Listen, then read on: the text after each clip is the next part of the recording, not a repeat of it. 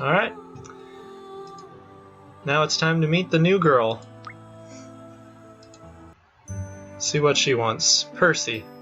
So, we were supposed to be examining the effects of glaciation in the surrounding area.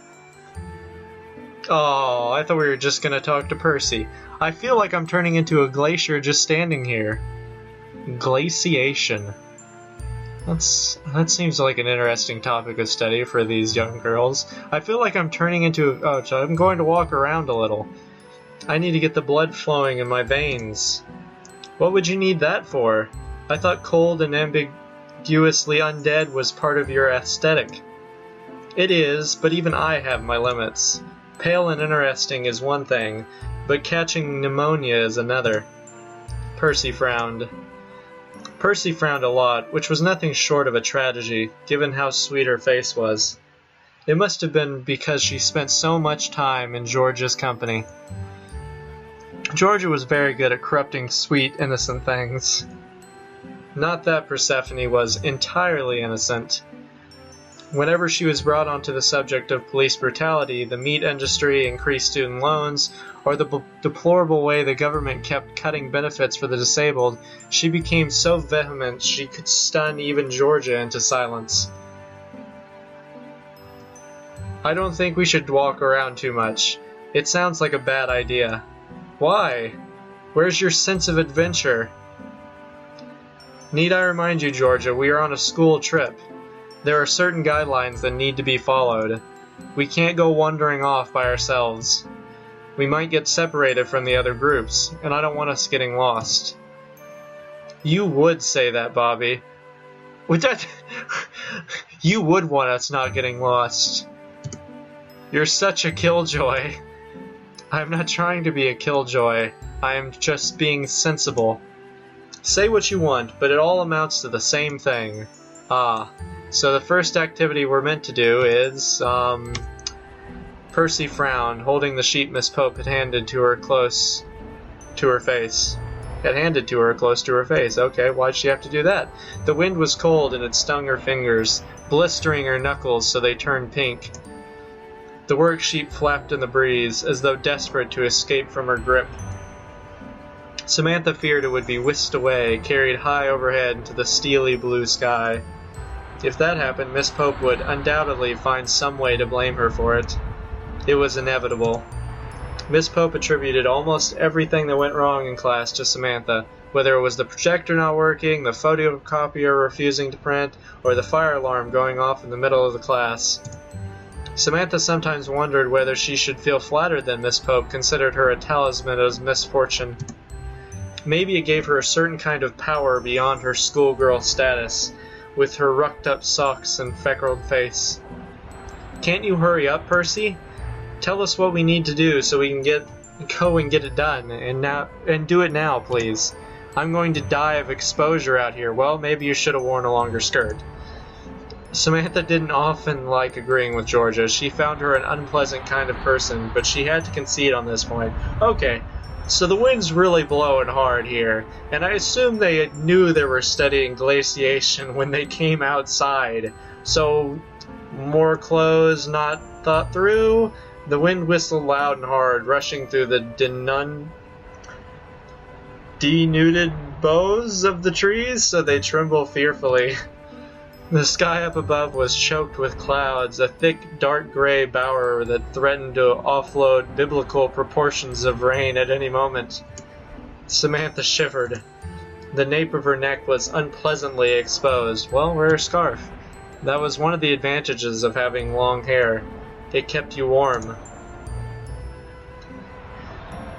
Samantha had never needed to bother with scarves or hats before, thanks to her tangled mane of hair. She wished she'd had the foresight to wear a blouse with longer sleeves, or a cardigan.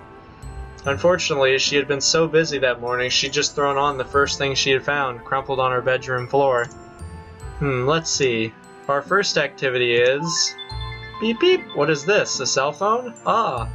Will you take this for a moment, Sam? Of course. Samantha took the worksheet from Percy's hands. Then with one expertly practiced motion, Percy fished her mobile out of her backpack. Oh, clicking away. Her tongue poking out of the corner of her mouth, her eyes narrowed in concentration, Percy read through her latest text message, then began to dash off a quick reply. Georgia smirked as she peered over Percy's shoulder. Is your beau bothering you again, Percy? Percy's face flushed. She snapped her phone shut and held it to her chest, glaring at Georgia with unusual intensity. Don't read my messages. They're private. Even to me, your dearest and closest friend? Especially to you. Oh, and what's that supposed to mean? I have not been your friend all these years for nothing, Georgia. I know what you're like. You're utterly incapable of keeping secrets if you think they'll make for interesting stories. This was, of course, completely the wrong thing to say to Georgia Byron. Given she had been friends with Georgia for so long, Percy really should have known that for herself. So it's a secret now, is it? That sounds awfully suspicious to me, Percy. What could you be saying, I wonder? What does it matter? You never let me read your messages to your brother. Why should I let you read mine to my boyfriend? That is because my messages to my dear brother, half-brother, let me remind you, are about family concerns. Your messages, however, are of a more salacious cast, correct? Salacious? Like matters of the physical. Just stop it. Why must you try to make my relationship sound so sordid? It is sordid, though, isn't it? Why else would a man and a woman be calling and texting each other at all hours? Don't be so crass. Harry would never be so presumptuous. He's sweet and sensitive. He writes me poetry, Georgia. Ah, and is these men, the ones so narcissistic they fancy themselves poet, who are the very worst? Don't say those kinds of things about Harry. He's been having a rough time lately, and has been feeling a little down. That is why he has been calling and texting me so much lately. He must have been more than a little down, given how very often he keeps sending you messages. Your phone was beeping so much on the bus, I couldn't focus on my book. Of course Georgia would be able to read on the bus. Does she have special skills? Oh, she was the kind of person who didn't get travel sick. She was just too self-assured to suffer from such affliction. Is that really what determines not getting travel sick? Being self-assured? We have a very strong bond, that's all. Harry tells me everything. That is how close we are. I know from the bottom of my heart that Harry is the one for me. My other self, my platonic egg. My platonic egg? My soulmate, if you will. Yeah, soulmate sounds better than platonic egg.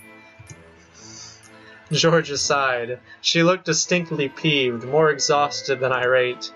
For a smart girl, Percy, you can be awfully stupid sometimes. What do you mean? You're so idealistic. It's like you don't even live in the real world. Despite your declarations that Harry is your soulmate, you've never even met him in real life. For all you know, he could be a serial rapist. Don't say such horrid things. How can you even make that accusation, and so boldly, too? You don't know anything about him. And neither do you. Not really. I know enough. I am not a child, Georgia. No, you're not, but between the two of us, who has the most experience with the opposite sex? Well, exactly. And can't you see the warning signs? Warning signs? What warning signs? The guy keeps threatening to kill himself. Don't you think it's just a tiny bit manipulative? Jeez, just a tad? It isn't manipulative. He's just a very emotional person. He feels things deeply like I do. We're a perfect match. Well, if he's as foolish as you are, perhaps that is true. This is really weird. Samantha watched the exchange between the two girls, occasionally broken by beeping from Percy's phone as another message from the mysterious Harry was beamed through the stratosphere. She did not particularly want to get involved in matters of adolescent romance. She has enough worries of her own to deal with, without prying into anybody else's. Roberta, however, did not seem to share Samantha's reservations. Great, pull us into this. Why not? She was looking more and more impatient by the second. Hands on her hips, foot tapping against the ground. And she's going to say something like, let's get into the assignment, right? Not like pitch in on the conversation. Finally, it seems she could take it no longer because she snapped. Hey! I thought we had work to do. Oh, okay, at least it's that. Can we save all this chatter for a more appropriate time? Oh. Percy jumped, eyes wide. Had she forgotten where she was? Hurriedly, she opened her phone and finished her latest text, then sent it flying into the ether with a decisive click of a button. Then, once more, with a snap, she shut her fancy phone and slid it back into her bag. I'm sorry. I got a little distracted. I can see that much. Sorry. Samantha turned her head, short hair fluttering in the cold breeze, as she searched for the rest of their class. Hopefully they hadn't fallen too behind. Well, we have done no progress on the work assignment, so we may have fallen behind. If anybody started, we're falling behind. But okay, everybody's gone, I guess. Samantha looked to the left, she looked to the right, she turned about in a neat 360-degree circle, inspecting her surroundings. Yep, everybody's gone, but there was nobody else there. Great. Well, guess we're gonna have to go find them now, aren't we? See, this is what happens when you stand in the circle and talk about something instead of, walking with the group. But I don't know. We'll find him. It'll be fine. And then we'll actually do, the assignment that we have to do for this field trip in the next episode. Bye.